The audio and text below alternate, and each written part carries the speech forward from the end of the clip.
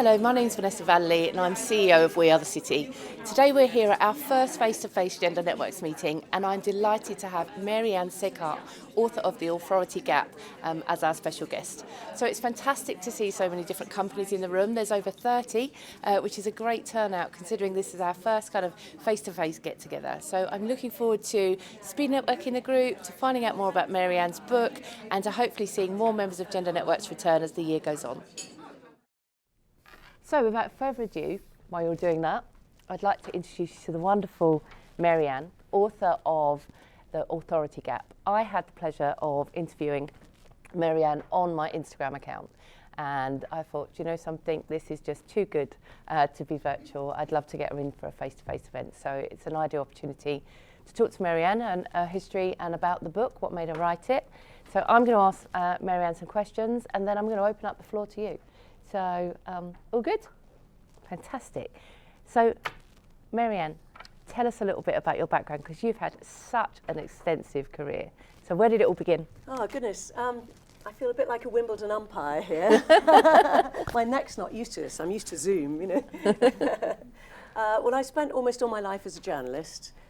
So, I started on the FT, writing about Eurobonds, and then I was first woman Lex columnist, I believe, back in the early 80s. Then I became city editor of a newspaper called Today, rather short-lived newspaper. And then I moved into political journalism at The Economist, and then I joined The Times. And that was really my natural home, and I stayed there for nearly 20 years as an assistant editor, and I edited the comment pages, I wrote a political column, edited the arts pages, wrote leaders. It was great until eventually I just thought, I've had enough. And I was 45, and I thought, if I'm still here at 50, I'll be here for the rest of my life, unless I'm made redundant, which most journalists are. But if I leave at 45, I can actually reinvent myself, which I did. And I ended up with a portfolio of non-exec directorships, radio presenting, writing, running a think tank. Just a sort of very much more diverse and varied life. And I think deep down journalists are very shallow. You know, we like to be involved in all sorts of different subjects rather than just sort of burrowing down into one. But that's what I ended up doing, writing this book. And I've been a feminist all my life. I helped to set up Women in Journalism, which was the newspaper and magazine Gender Network, back in the late 1990s when it was very unfashionable. And the men called it whinge, as you can imagine. WIJ, yeah. Yeah, exactly. And I'd often written feminist columns, but I was mainly a political journalist.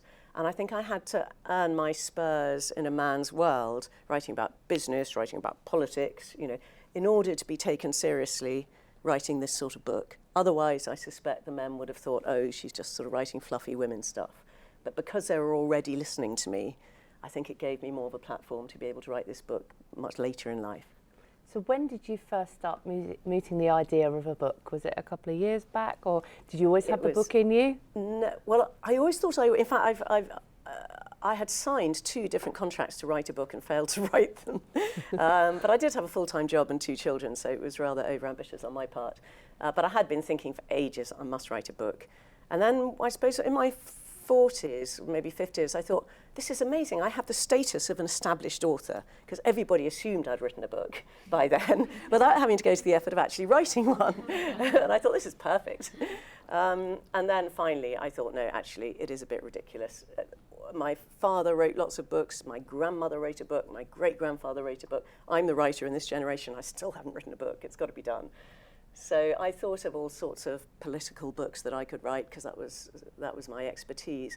But this one was there in the back of my mind the whole time. And eventually I thought, no, that's what I really want to write. That's what I want to do with my heart rather than my head. I'm really glad I did. So tell us, what is the authority gap? Okay. The authority gap is the difference between how seriously we take men and how seriously we take women. And I mean authority both in terms of expertise and also in terms of power and leadership. And we're just more reluctant to accord authority to women than to men. So we assume a man knows what he's talking about until he proves otherwise. For a woman, it's all too often the other way around. And just as an example of how much we associate male rather than female with authority, I had to give a lecture on the book at Oxford, when I was researching it. And I thought, well, I better define my terms, first thing you do. So I literally just Googled authority definition. Very first result that came up was the Oxford Online Dictionary. And guess what? Every single example they used of a different use of the word authority began with the same pronoun, and I think you can guess which. So there was, he had the natural authority of one who was used to being obeyed. He hit the ball with authority. He was an authority on the stock market. I wasn't even looking for this, I was just looking for a definition, but sometimes your subject just sort of comes up and smacks you in the face. And I thought, well, didn't Margaret Thatcher have the natural authority of one who was used to being obeyed? Doesn't Serena Williams hit the ball with authority? Isn't Helena Morrissey an authority on the stock market? That's what we're up against. So where's the evidence? Okay, there's a huge amount of evidence. So first of all, I'm just going to tell you how it manifests itself, and then I can show you the evidence for it. So because of this authority gap, women tend to be underestimated. So the default assumption is they're going to be less competent than they are. They tend to be patronised, interrupted or talked over more than men. Their views ignored more than men. Their expertise challenged more than men. And if they're in a position of authority, of power or leadership, we tend to resist it more than men. So there are two very good ways of proving the existence of this gap. First one sounds a bit anecdotal, but it's actually very scientific. So, you know, if you're up against a male colleague for promotion and he gets it and you don't, and you may suspect that bias was at play, but it's incredibly hard to prove because you're different people. He may just genuinely be better than you. The way to prove it is to look at people who have lived as both a man and a woman and see if they're treated very differently after they transition, because they're exactly the same person with the same ability and intelligence and experience and personality and all that. And if the only thing that has changed is their gender and they are treated very differently, then you've controlled for all the other variables and isolated the one that matters. So I tell the story in my book about two Stanford science professors who happened by chance to transition in opposite directions at the same time. And they used to compare notes. And Ben Barres, who was a neuroscientist, said once he started living as a man, he said, I've had the thought 1,000,000 times, I'm just taken more seriously now. My work's taken more seriously. The same damned work, as he put it, is taken more seriously now that I'm a man, or seen as a man. And someone was overheard at the back of one of his seminars who didn't know his history, saying, oh, Ben Barres gave a great seminar today, but then his work's so much better than his sister's. Meanwhile, Joan Roughgarden, an evolutionary biologist, transitioned in the opposite direction. And she said, when I was living as a man, I felt like I was on this conveyor belt to success. Everything was just set up for me. It was all very easy. I was promoted fast. I was paid well. I was asked to sit on the university Senate committee. Once I started living as a woman, all that changed. And she started coming up against these instances of authority gap behaviour, of being dismissed, undermined, interrupted, ignored, patronised, attacked, personally attacked, which she said never happened to her when she was living as a man. And she said, to start with, I thought, well, if I'm going to live as a woman, I'm darn well going to be discriminated against like a woman. And then she said, well, the thrill of that's worn off, I can tell you. And her conclusion was, men are assumed to be competent until proven otherwise. Women are assumed to be incompetent until they prove otherwise. And much bigger studies by sociologists of trans people have found exactly the same phenomenon. Trans men saying, oh my God, this is amazing, I'm so respected now, people treat me so much better, I'm taken more seriously. Trans women saying, I had no idea of how much sexism there was until I started living as a woman, and it's brought it home to me. So that's one way of proving it, which I think is pretty slam dunk. But there are also lots of academic studies about the sort of behaviour I've written about. So, for instance, one amazing study of the US Supreme Court, very recent as well, 2017 I think, looked at about 10,000 hours of Supreme Court proceedings and found that although women make up only 1/3 of the Supreme Court justices, they suffer 2/3 of all interruptions. So they're 4 times more likely to be interrupted than their male colleagues, 96% of the time by men. And you think, you don't get more authoritative than being a US Supreme Court justice, but it's still happening even to them. And then another study is about, you know, that phenomenon where you make a point at a meeting and no one takes a blind bit of notice, And then a man makes it 10 minutes later, and it's treated like the second coming. And, we've all come across this. And we think it's our fault. And we beat ourselves up. And we think, oh, I obviously wasn't confident enough, or I wasn't articulate enough, or eloquent enough. No, you were probably just too female. Because what this study did was it put actually a mixed-sex group of people together to discuss, is that me? No. It's not me, okay. To discuss a child custody case. And they deliberately chose this subject because it's actually quite female stereotyped. And they gave the group all sorts of information about the family concerned. But they gave a couple of members of the group a piece of information that none of the others had. And when that information was produced by a man, it was 6 times more likely to be used by the rest of the group in their deliberations than when it was introduced by a woman. That's how much harder we have to work to influence a group. And I'll give you one final one, which is a randomized controlled trial. And they sent out applications and CVs for a lab manager position to top US science professors in American universities. Identical materials, randomly assigned a male or a female name at the top. And the male candidate was deemed to be significantly more hireable, more competent, offered a higher starting salary, and the professors said they were more interested in collaborating with him, male and female science professors. So this isn't actually a man-bashing book because a lot of the bias is in us as well as men. So is it not just the case that men are more confident than women?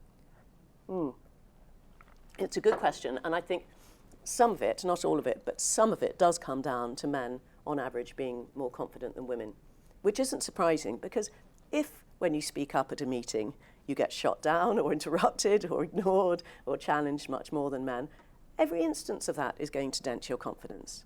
And men on average don't have to put up with that sort of behaviour. But also, if you go right back to childhood, boys are just encouraged to be more confident than girls. And if you look at the way that they socialise together, so much of it is a sort of competitive boastfulness, isn't it? Oh, my dad's got a better car than yours, I've scored more goals this season than you. Women and girls, by contrast, they bond through the opposite, through self-deprecation. And so we'll say to each other as girls, or indeed as women, oh, I'm useless at maths, or I hate my hair, or my bum's too big. And that's how we bond, through admitting vulnerability. If we start self-promoting and boasting the way that boys do, we will be ostracised. So we are socialised to be less outwardly confident and assertive and much more modest and self-deprecating than boys and men are. But also one of the saddest pieces of evidence I came across was that if you ask British parents to estimate their children's IQ, they will estimate their sons on average to be 115 and their daughters only 107. Despite the fact that girls develop faster than boys, have a bigger vocabulary than boys, do better at school than boys, all the way through from kindergarten to PhD level, girls outperform boys academically, and yet their parents think they're less clever, which I think is really sad. And so boys are subliminally absorbing this incorrect notion that they are cleverer than girls, and girls are subliminally absorbing the opposite, even though we know the distribution of IQs is identical amongst boys and girls, except at the very far ends of the spectrum. So the same researchers asked adult men and women to estimate their own IQs, same finding. Men on average 110, women on average 105. So men have this sense of intellectual superiority, which is incorrect, but they believe it, and the women also believe it. So you might say, tell women it's not the case, send them on assertiveness training courses, get them to lean in, and the problem will all be solved. Sadly, as you probably all know, this isn't the case. Because if we do behave as confidently and as assertively as men, people really don't like it. Because we have these incredibly old-fashioned and traditional stereotypes lurking in the deeper recesses of our brains that tell us that women have to be kind and gentle and warm and nurturing and unself-promoting and unthreatening and unselfish. And these are what social psychologists call communal traits. Whereas men are supposed to be dominant and confident and assertive and in charge and showing leadership, which are called agentic traits, showing agency. And if women start to display agentic traits, which they have to do in order to be taken seriously, we recoil and we start to use words about them like, abrasive and strident and aggressive and bossy and overbearing and scary, and I'm sure you've heard all these used about women, never used about men, showing exactly the same traits. So you're either not confident enough and you're disrespected, or you are confident enough and you're disliked. Lovely, eh? But before you slit your wrists, there is a way through. So you might think, oh, well, we should just grow thicker skin. Who cares if we're disliked? Actually, it matters hugely if we're disliked, because when it comes to hiring and promotion decisions, likability is a much more important factor for women than it is for men, particularly if it's men doing the hiring. So how do we get through this? Well, it is possible. I interviewed a lot of very authoritative and successful women for the book, as well as some who weren't, but I interviewed sort of former presidents, prime ministers, Supreme Court justices, generals, bishops, you name it. And what they almost all said was, I have to project warm authority. And this is also backed up by the academic research. So what you have to do is you have to layer oodles of warmth onto your personality in order to mitigate any dislike that you might get from being competent and confident and assertive. Which means, you know, I can feel myself now. So you smile as you talk, you know, you crack jokes to try to sort of leaven the situation. You have to read the room very carefully, be very emotionally intelligent, don't dent any male egos. And that is exhausting, and it's a burden that men don't have to bear. And I also just think it's wrong because it's inauthentic. It means we have to sort of pretend, we have to act, but that's the way the world is. So I sort of think, well, it's a transitional tactic. I hope that by the time we get many more women in authority, and it no longer feels so incongruous, it no longer goes against our stereotypes quite so much, we won't have to do that anymore. But I fear for the moment we do. Yeah, I say it's a shame that we have to kind of emulate that behaviour and change what we do to be, you know, to have that voice in the room, you know. And this situation is worse for women of colour, isn't it? And, you know, and disabled individuals and working class and LGBTQA women. So talk to me a little bit about that. Yeah, so basically the further you are from the white male middle class default, the wider the authority gap is. So women as a whole are twice as likely as men to say that they have to provide evidence of their competence, and nearly twice as likely as men to say people are surprised at their abilities. But women of colour are much more likely than white women to say these things. And they're also much more likely to say that their boss doesn't help them in their career progression, that they don't have access to senior leaders in their organisation. All these things women of colour are more likely to say than white women. And then you have the problem that you have the racial stereotypes overlaid on the gender stereotypes. So if, say, a black woman stands up for herself at a meeting because she's been, you know, treated badly in one of the ways I've expressed, suddenly she's the angry black woman. Or if an Asian woman does that, people are really surprised because she ought to be submissive, you know. So you've got this sort of double layer of stereotype. And then the third problem for women of colour, which all women experience, but women of colour even more, is, you know, suppose a brilliant woman of colour gets appointed to a top job entirely on merit. Oh, she's just a diversity hire. You know, I've had people say to me, oh, did you just get that board job because you're a woman? And I've said to them, if they're men, I bet you got yours because you're a man. But so that's a problem. Same with working class women. I mean, God, in Britain, accent is everything, isn't it? And, you know, I'm lucky because I was brought up with a middle class accent. It's much harder if you haven't, or some regional accents people are snobbish about and you know, take people less seriously. Women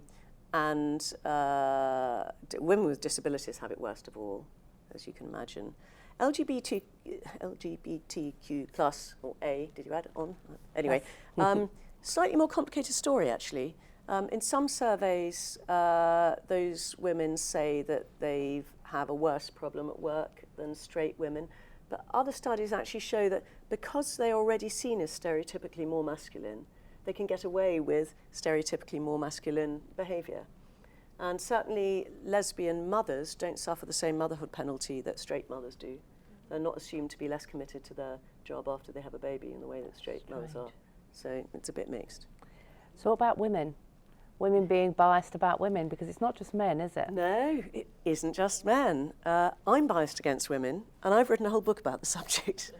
So I will occasionally perhaps hear a young woman being interviewed on the radio. Maybe she's got quite a high voice and sounds a bit childish, the way that men can't because their voices break. And I'll find myself thinking, oh, I wonder if she knows what she's talking about. But I'll go, stop it. Listen to the content of what she's saying. Don't judge her by the pitch of her voice. But I've at least learned to recognize this unconscious bias when it surfaces. It's called unconscious for a reason. We don't do it on purpose. And there's not much we can do about it because it's unconscious, but we can at least recognize when it surfaces and correct for it. But we all have it because we've all grown up in a very patriarchal society.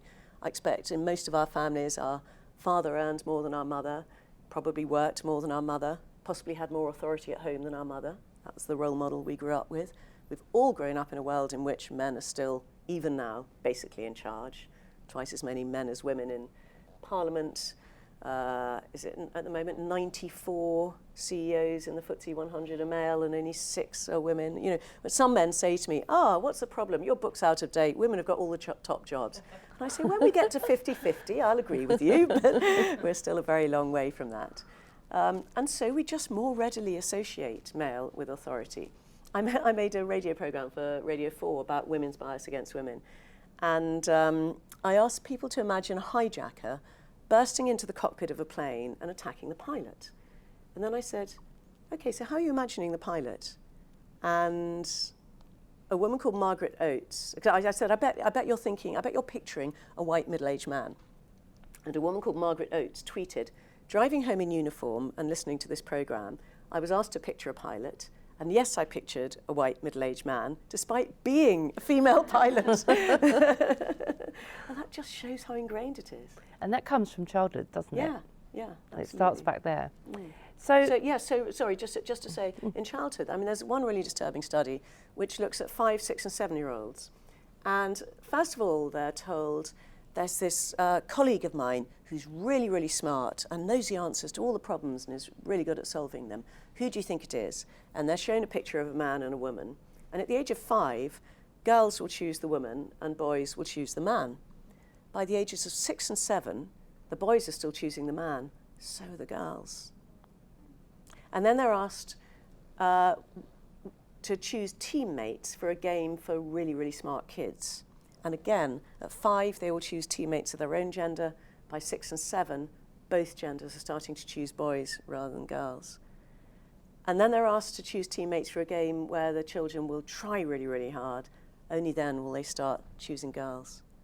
And this happens right into adulthood. If you look at evaluations, job evaluations, women are much more likely to be described using what are called grindstone adjectives. You know, oh, she's really diligent, conscientious, and hardworking.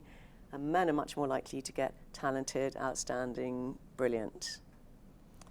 We just have these stereotypes still, and we learn them very, very young. Yeah. I mean, obviously, International Women's Day, we've all spoke about breaking the bias. Yeah. So I think a lot of that surfaced, but as with every kind of IWD, these things, we talk about it, what happens next, it's kind of what we continue out for the rest of the year. It is in men's interest to narrow the gap, isn't it? So before we come on to what do we do, which is where we want to get to, why is that? Do you know, this was the most cheering evidence I discovered. I mean, we all know that more diverse companies make more money, more diverse parliaments pass better laws. You know, we all know at the macro level that it's better to have a better gender balance, and not just gender, but all sorts of diversity, all the way through organisations. But what about individual men? I can start with an anecdote that amused me. A friend of mine's son, Tom, came back from university, and he said, "Dad, I've discovered the secret of pulling girls." So my friend said, "Oh, great, Tom, what is it?" And he said, "Well, it's really easy. All you have to do is listen to what they say." And it is so true that just in everyday interactions, if you treat, as a man, if you treat women equally, if you treat them with equal respect, you listen to them just as attentively as you do to men, they will absolutely love it. They will notice it, they will appreciate it, they will love you for it. We all notice men who do that, and gosh, don't we like it? It just makes such a difference. So, you know, you will get on so much better, both romantically, like Tom, and at work, if you treat women the way that you ought to. But what these academic studies showed was that in more gender equal societies, and in more gender equal relationships, straight relationships that is, in which the man and the woman share the chores equally and the childcare equally and respect each other equally, not only are the women happier and healthier, which you would expect, and the children are happier and healthier, and they do better at school, and they have fewer behavioural difficulties, and they get on much better with their dad, but the men themselves are happier and healthier. So they're twice as likely to say they're satisfied with their lives, half as likely to be depressed, much less likely to get divorced. They tend to drink less, smoke less, take fewer drugs, get more sleep at night, and here's the absolute clincher, they get more frequent and better sex. I thought of putting that on the cover of my book. Guys, read this, How to Get More Sex. Amazing. So what can we do about it? Because again, you know, there's so much in the book, and say you'll all get it tomorrow. But what can we actually do? What small changes can we make to kind of implement big change? Well, I counted the other day, there are 140 solutions in the last chapter. So I recommend you go there and have a look. And I can't go through them all now. But the reason there are so many is that each individual instance of authority gap behaviour is quite small. So it's annoying at the time, you know, if you get interrupted in a meeting, but it's not career ending. But they accumulate, they roll up like compound interest over the course of a working life to create this great gap. And therefore, the solutions are also going to be small. They're going to be things like listen as attentively to what women are saying at meetings as to men. Don't start checking email on your phones as soon as a woman opens her mouth. Don't interrupt women more than men. You know, these just sort of individual behaviours. Most importantly, to start with, I think accept that all of us have a bias against women. However intelligent or liberal or even female we are, we have this bias. And as I said earlier, we shouldn't feel ashamed of it, we can't put a lid on it, but we can notice and correct for it. So I'm really asking for awareness. But I've got a lot about what colleagues can do, affirming what other women are saying at meetings. So men are much more likely to affirm what a man says at a meeting than a woman. So women, we have to step up and affirm what other women are saying, and male allies should also do that. If a woman gets interrupted at a meeting, you can say, oh, hang on, I was really interested in what Vanessa was saying there. Or if a man makes her point 10 minutes later, you can say, oh, I'm so glad you agree with what Vanessa said earlier. If you're chairing a meeting, really make sure that men don't take up disproportionate time in it, because they do, on average. Not all men, but most men will talk for a disproportionate amount of time, usually at the expense of women. There's so much that companies can do when it comes to hiring and promoting. 70% of men will evaluate a man more highly than a woman for achieving exactly the same goals.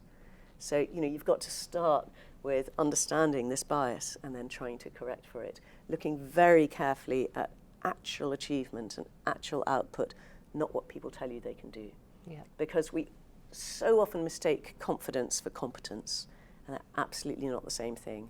And as I said earlier, women are socialised to act less confident than men, and definitely to be less self-promoting than men, because we get punished for being self-promoting. People don't like us. Men are 5 times more likely to say they don't want to hire a woman who negotiates than a man who negotiates. And we get blamed for the gender pay gap. So, you know, for instance, now this sounds incredibly innocuous, you're doing an interview for a job or a promotion, and you ask someone, so tell us an achievement you're most proud of. Sounds innocuous? No, that is disastrous for women, because women know subconsciously that they're not allowed to self-promote. So they'll panic and say something like, my lovely children, because that's sort of safe. Women are allowed to say that. And a man will say, well, in my last job, I doubled sales and I quadrupled profits. And you think, oh, well, I better hire him. Yeah. So we can help ourselves in a lot of ways. Well, no, because if we start saying that we doubled sales and quadrupled profits, people might not like it. We're saying on the negative way. Yeah. I mean, I think what every organisation can do to start with to try to deal with the authority gap is get your female employees into a room together on their own without any men there, promise them anonymity and ask them what they've experienced at this organisation of this sort of behaviour. Actually get it written down, as I say, with no prospect of being embarrassed or exposed by having said this. Take this evidence to senior management and say, look, this is the culture of the organisation. What are we going to do about it? Yep. 100%. And there's so much of what you said come up in a recent survey that we've done. Although on the tech landscape, you know, women still being spoken over, you know, not having space cleared for them for their ideas, right down to the fact that, you know, even of what you've just said around. But on the flip side, some leaders saying, actually, we need to create forums where we can listen what's going on at a grassroots. So, thank you, Marianne. So much in there, so many different nuggets. Have we got any questions? Because we've got a few minutes left. Okay, I'm going to go to this lady over here. Hi, just introduce yourself. I'm Victoria from Invesco. You mentioned about having to have like a warm authority, but then it's kind of like you're pretending to be someone that you're not. How are you meant to deal with that? Because over some time you're just pretending to be someone you're not for a long period of time. How does that work? How do you get away from that? I don't know. I think I do it so automatically now. It's not really a problem. And I think I probably am quite a warm person anyway. And I'm interested in other people, and I like human interaction. So I actually don't find it too much of an effort. As I say, a lot of it is automatic. But I think it probably is harder for other women if it doesn't come naturally to you. I guess just practice makes it more automatic. But it's not great. I don't think we should have to change the way we are. Be your authentic self. You know. I know, ideally we shouldn't. But on the can't other keep up hand, the pretense. Yeah. How else are we going to get through? And you see how much harder it is for women to rise to the top than men. Yeah, shouldn't have to compromise though, should we? No? But I'm going to come over here. Hi, I'm Hayley. Hi. I work at S&P Global, formerly IHS Market actually, and a few years ago we tried to launch this sort of hashtag He for She campaign, and I remember very clearly there was actually a couple of men in our organisation who stood at the front and shared exactly the example that you mentioned, where they said, you know, we've done a bit of a survey and, you know, we know that men talk over women, etc., etc. And the way that it was received, actually by a lot of women as well, was that it almost seemed like there was like a request to ask men to do a bit of a favour for women. And I guess my question is, how do we ask men to step forward and be allies without it kind of seeming like it's a favour, or, you know, you're helping out the little women type thing?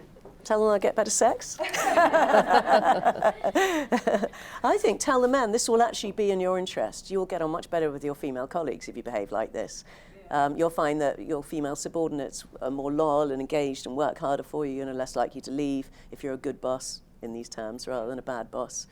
I think that's all you can do, is try and make it sound like it's in their interest rather than just being altruistic or patronising.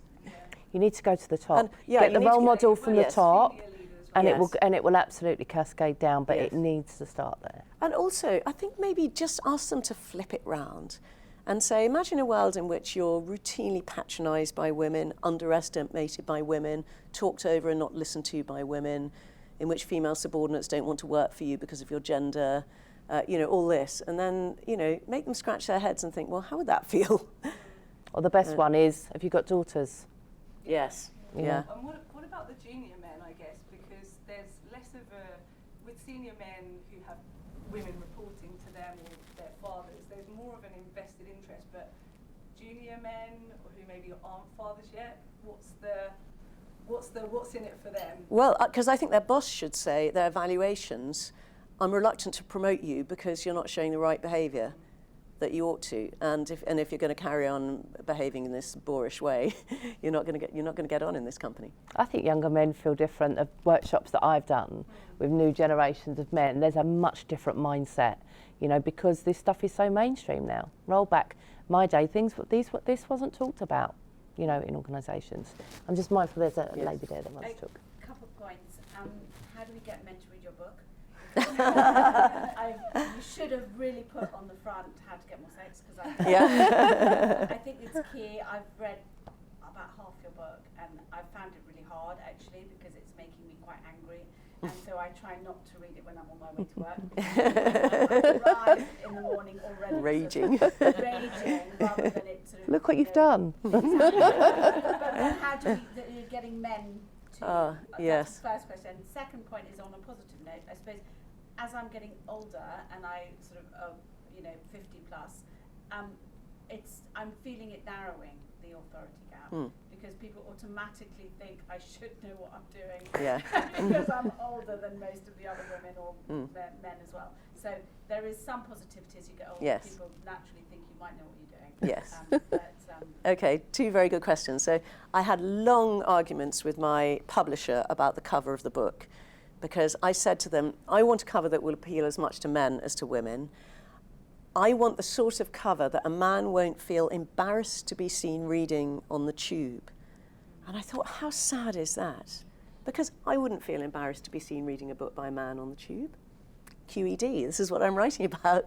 And I kept sort of saying, just vetoing all these designs that came to me with pastel colours and all this. And I said, no, it's got to be really bold, really graphic. It's got to look like a male deodorant ad, you know. And eventually they replaced the designer and came up with this very sort of strong, bold cover. And I also said, I want to be M.A. Sieghart on the cover, not Marianne, for the same reason, because we will read on average roughly 50-50 books written by men and books written by women. For men, the average is 80-20. So they read 4 books by a man for every book by a woman. And if it's about women, that's even worse. So I deliberately didn't put women in the title, only in tiny writing in the subtitle. But it's still a problem. So I would ask all of you, if this is something you can do in your organization, that I went to a very big US investment bank just around the corner from here a couple of months ago. And they did, first of all, they did a workshop for 25 very senior men, managing director and above, all of whom were told to read the book before they even met me. Before I did a much bigger meeting for all their EMEA employees. And I think that's what needs to be done, is that senior men have to be told, you've got to read this book. It's not that I want to sell copies of it, it's just, I just want to get the word out. Because if men don't read it, things aren't going to change. And yes, I agree with you about age. The older you get, the easier it becomes. Yeah. Just a tip there. Years ago, there was another book called Women Mean Business by Viva Wittenberg-Cox, who has come to Gender Networks. And I bought copies of that book, and I left it as presents on my senior leadership team's desks and on their tables. So just something, just putting it out there if you want them to read it. This lady. Hi, I'm Daisy. Hi. I often think about how the professional world was built by white men and set up by white men, and a lot of it is based on, like you said, self-promotion and bragging and negotiating, being aggressive in meetings. And I see a lot of stuff about how women should change their language in emails to be less soft and all these like hedging words that we put in there. And I often think, why can't men just be a bit nicer and change their behaviour and work to soften the way that they behave in meetings? Yeah. Do you see things changing with the pandemic and working from home and better work-life balance and things like that? Do you see it moving in a different direction and different qualities being appreciated at work? Yeah, it's a really good question. I do actually say that instead of sending women on assertiveness training courses, we should send some men on bullshit avoidance courses. And yes, actually, if you look at leadership, you know, management studies of what type of leadership works best, most academics agree that what's called transformational leadership is the most effective. And that's, instead of being sort of directional and hierarchical and top-down, it's really engaging employees, inspiring them, being more democratic, giving them more of a voice. And on average, women are better at transformational leadership than men. Doesn't mean men can't do it, some men are great at it. But that's the sort of leadership that I think there is now a consensus that we ought to achieve in organisations, and women are particularly good at it. So we're sort of moving in that direction, at least when it comes to leadership. But when it comes to everyday interactions and meetings, that's really what I'm trying to get at. And what you need is good chairs. You need chairs who will shut the men up, and chairs who will draw the women out. And you need chairs who will just sort of crack down on the sort of behaviour that I'm writing about. So they're the people we need to sort of, not indoctrinate, but open their eyes to this behaviour, because they may just be so used to it.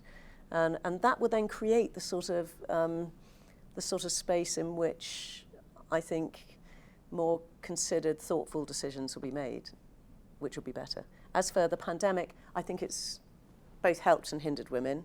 We all know that women did a hugely disproportionate share of homeschooling, unpaid work, all that sort of thing, as well as trying to hold down jobs and do it all over Zoom. So that I felt was pretty regressive. You know, women were saying it's like going back to the 1950s, but it was worse, because in the 1950s, women, on the whole, housewives, didn't have full-time jobs to hold down as well. On the other hand, it has shown that remote and flexible working is just as productive as being in the office, and that I think will help a lot of women, or parents, I should say, because I would like men to take that up as well. The danger is that men will go back to the office and do the schmoozing and get promoted, and women will be working fantastically hard from home and not be recognised. So I think HR departments really need to think about that. Any other questions? This lady at the back. Hi, my name is Neha. I work with Ipsos, and that's the research that you referenced on technology. Sorry, you're from where? Neha, Ipsos. Oh, Ipsos, Ipsos. Murray. Yes, yeah. I had a question on authority gap and linking it to gender pay gap and ethnicity pay gap, and if there was any kind of research that you've done to see if we were to reduce the authority pay gap, how would it kind of impact ethnicity and gender pay gap? Well, I think that it's back to how you set pay. So if you acknowledge that women get punished for negotiating and men get rewarded for negotiating, for instance, then I think you should try to say to people, no point negotiating with us, we're going to decide your pay on the basis of your ability and your output and your achievement. Don't even try negotiating because we're just not going to listen. That would level the playing field on the negotiation side. You probably need to do the same with self-promotion. So you need to try to find some sort of objective criteria for achievement and output that doesn't involve people telling you how great they are, because again, that reinforces the gap. And I think that would help both the gender pay gap and the ethnicity pay gap. Yeah, fantastic. I had someone's hand up over here. Hi, I'm Amy from London Stock Exchange. I was wondering what advice you would have for a younger woman starting in their career. I think I'm a confident person, but I'm probably not particularly authoritative. I'm sure you are. And I don't necessarily want to take on those male characteristics in order to be taken seriously. Do you think it's a case of getting support from people in more senior positions, or do you think that there are things that we can do in order to make it better as a younger woman? I think it's much harder as a younger woman than as a younger man, I'm afraid. And I think having a mentor or a sponsor, ideally a man, really helps. And I hate saying that because actually a senior woman will probably understand your dilemma more. But if a senior man is sponsoring you and speaking out on your behalf to male colleagues, they're going to listen to him more than they're going to listen to a senior woman, sadly. Also, senior women get really overburdened with mentoring and sponsorship because there are so many fewer of them. And I often say to senior men when they ask, what can I do? I say, instead of choosing a young man who reminds you of what you were like when you were in your 20s to mentor or sponsor, choose a young woman, and ideally a woman of colour. And, you know, and actually, reverse mentoring is also very helpful for senior men. And that's quite a good way of getting a reverse mentor at the same time. So I interviewed General Sieghart Carter, who was Chief of the Defence Staff, you know, in charge of all the armed forces. And he had a reverse mentor who was a youngish woman in the Ministry of Defence. And he said it really opened my eyes. Yeah. And she would say to him things like, you talked over that woman at the meeting just now, and I really don't think you should. He said it's made me much more thoughtful. Yeah, absolutely. I think multiple mentors as well, just to answer your question, and multiple sponsors, different backgrounds, different perspectives. We've got time for one more. I have a question. I mean, outside of the workplace, from what you're saying with the studies that you've shown in your book, interestingly about the children, so at the age of 5, they pick the women and the boys pick the man, and then when you get to 6. I mean, I guess there's an assumption there that when they're then starting to go to school and they're kind of going out there and socialising, I mean, how much would you say is, obviously there's a lot that we can do in the workplace, but it's interesting to see what you're doing. Yeah, lots of interesting points in there.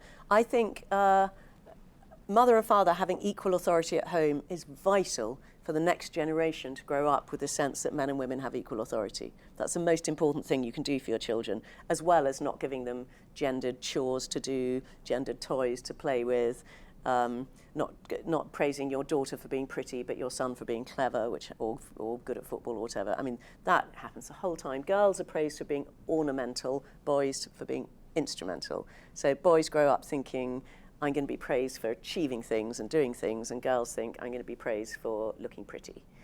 So, there are all sorts of things like that we can do in the home. But having equal authority in the home is really important. Sorry, there was something else you said.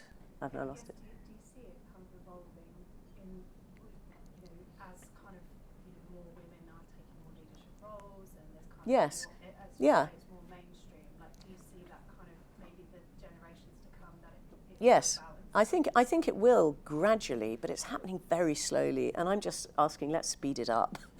Otherwise, it'll probably be about, I don't know, 80 or 100 years before we narrow this gap. But yes, definitely the more women we get into positions of authority, the less incongruous they will seem, the more they'll be able to be themselves, the less we'll automatically associate male with authority. But we can speed it up. Yeah. Fantastic. Well, Marianne, thank you so much. Thank It's you. been so insightful. I'm sure we'll all agree. So can we give a round of applause to Marianne? Thank you. And you can find Marianne on Instagram, on LinkedIn as well, and if any of Twitter. you, and Twitter, and any of you are interested in having Marianne into your own organisations, by all means, we can connect you. So just a couple of reminders. Remember, the email is mia@wearethecity, so we can send your books out. And then just before you leave, it would be lovely if some of you would join us just to have a bit of a group photo, because I'd like to show the other members of Gender Networks that we can come out. It's time that we got together. So is everyone okay with that? If we have a photo with Marianne that we can use socials. If you don't want to be in any photos, it's not a problem. You can sit like this one out. I think we're the best shot. Should we be? Should we go here? People can join you there?